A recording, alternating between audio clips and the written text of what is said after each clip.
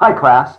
So the first thing I want to go over today, and I've covered this once before, but some of you aren't following directions and you're doing assignments that you aren't responsible for.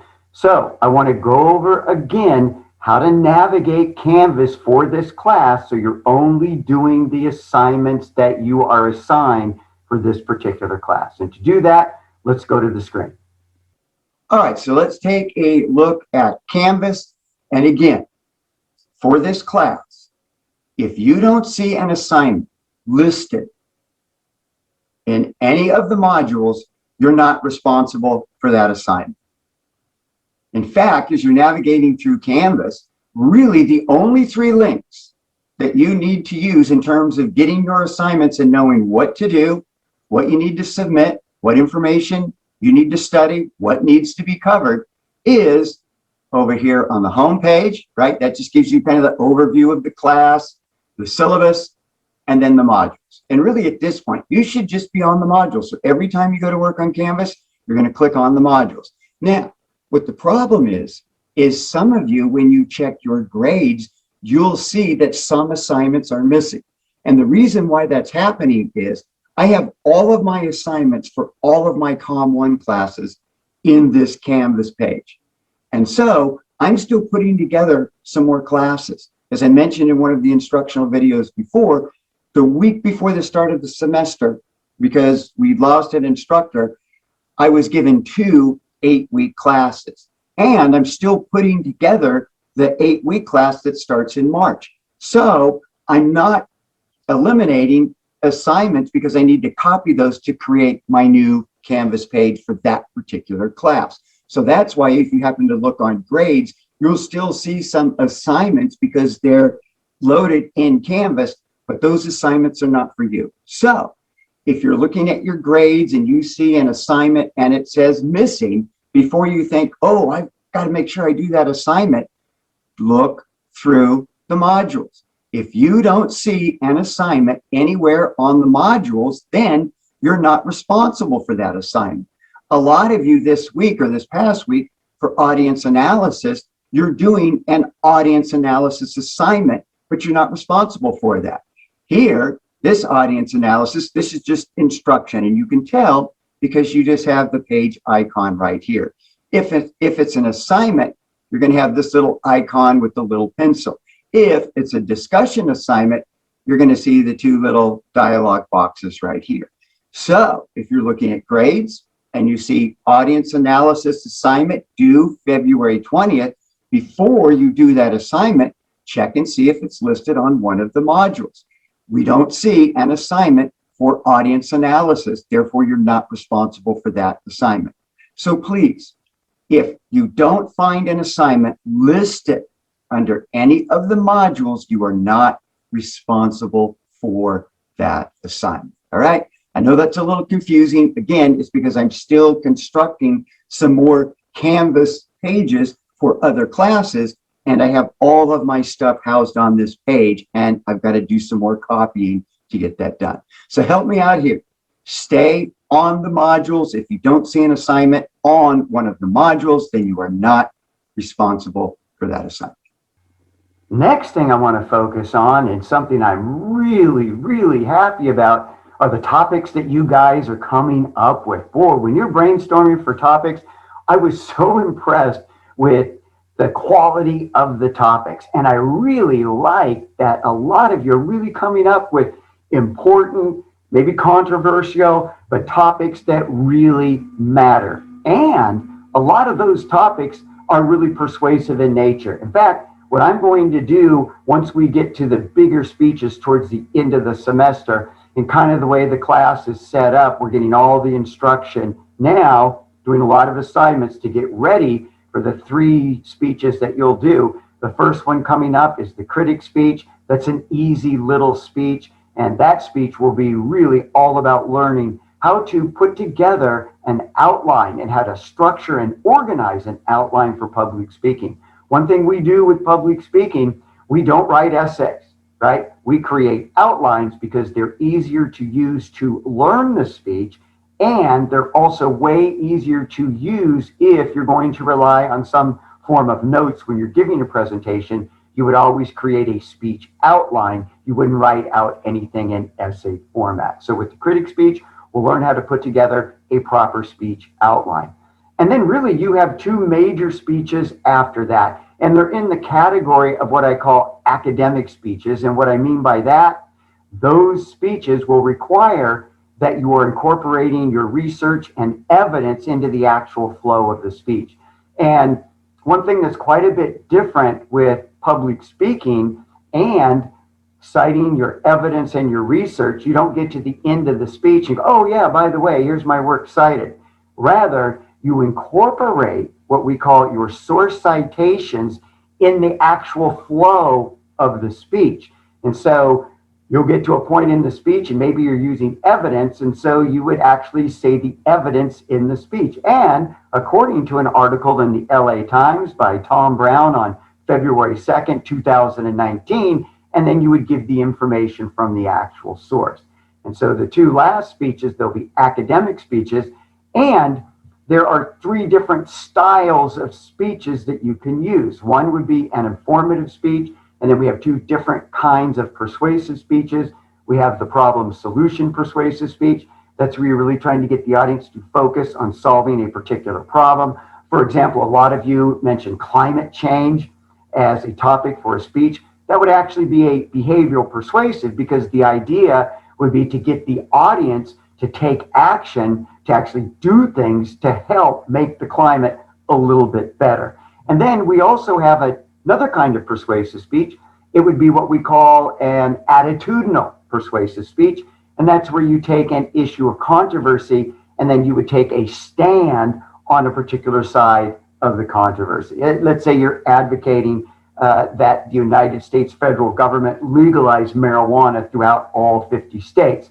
That would be an issue of controversy in the sense people would be for it and you'd have people against it. And so what you're trying to do is you're trying to take a stand on the issue and then convince the audience that your take, your opinion on the issue is the correct one. And typically for this class, I would have you do an informative speech and then pick one of the two styles of persuasive speeches for your final persuasive speech assignment. But I like the topic so much, and I want you talking about the things that are important to you.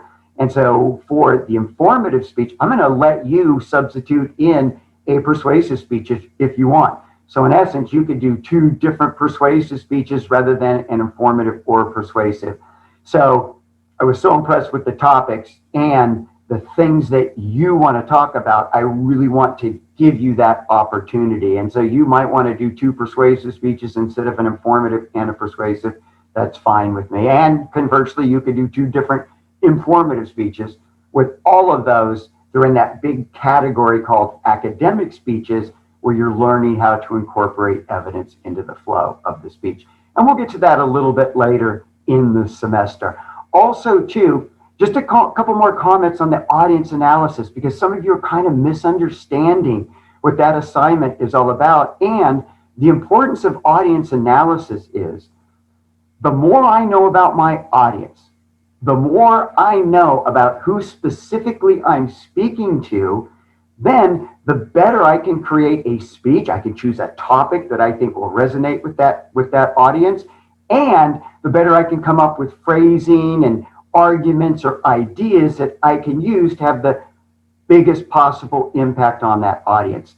So when we're talking about socioeconomic status, religious background, political affiliations, we're not trying to judge the audience. What we're trying to do is to figure out, who am I talking to, right? So maybe, let's say I'm talking about climate change, right? And doing things to really save the climate. And so one of those things might be we really need to cut down on fossil fuels. But I know if I'm talking to, middle-aged, maybe elderly audience who, or grew up with fossil fuels, then I know I got to work a little bit harder to move them from where they're at now to get them over into the climate change column. So that's why it's important to know about the audience. Some of you were trying to figure out the socioeconomic status, of our class. Well, the one thing you know for sure, they're college students. So that means that they are coming to school, right? They're paying their tuition, they're putting in the work because they're hoping to get a better job as a result of a college education.